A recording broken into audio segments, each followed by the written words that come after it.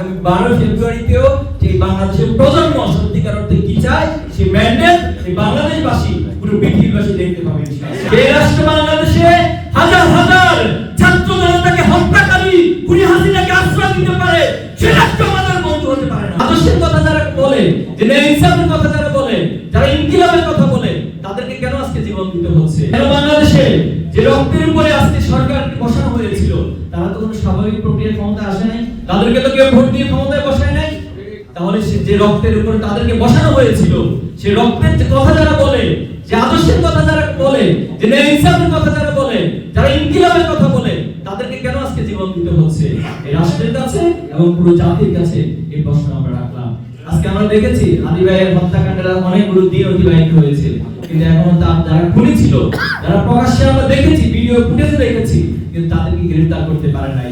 তারা নাকি পাশের দেশে পালিয়ে গেছে। এটা হচ্ছে লজ্জাজনক। একটা রাষ্ট্রের সার্বভৌমত্বের জন্য আর কিছু হতে পারে না। যে রাষ্ট্র আমার শহীদ হাদি ভাইয়ের খুনিদেরকে আশ্রয় দিচ্ছে, তারা কি আমাদের বন্ধু হতে পারে? যে রাষ্ট্র বাংলাদেশে হাজার হাজার ছাত্র জনতাকে হত্যাকারী খুনি হাসিনাকে আশ্রয় দিতে পারে, সে রাষ্ট্র আমাদের বন্ধু হতে পারে না।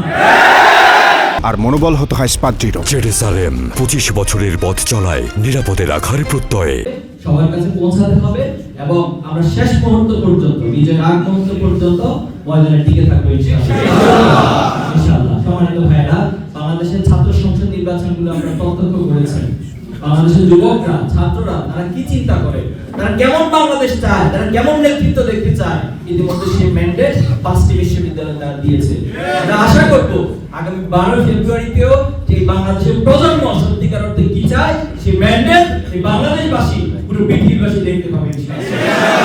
আমরা আল্লাহর কাছে দোয়া করছি আল্লাহ তাআলা আমাদের সহায় হোক এবং আমরা সম্মিলিত প্রচেষ্টার মধ্য দিয়ে আমাদের শহীদদের কাঙ্ক্ষিত বাংলাদেশ, যে সমৃদ্ধ বাংলাদেশ, যে অপার সম্ভাবনার বাংলাদেশ রয়েছে, শুধুমাত্র যোগ্য নেতৃত্বের অভাবে যে বাংলাদেশকে আমরা গড়তে পারি, আমরা বিশ্বাস করি আগামী দিনে ন্যায় এবং ইনসাফের পক্ষে রায় দিয়ে সেই বাংলাদেশ আমরা গড়ে তুলব ইনশাআল্লাহ।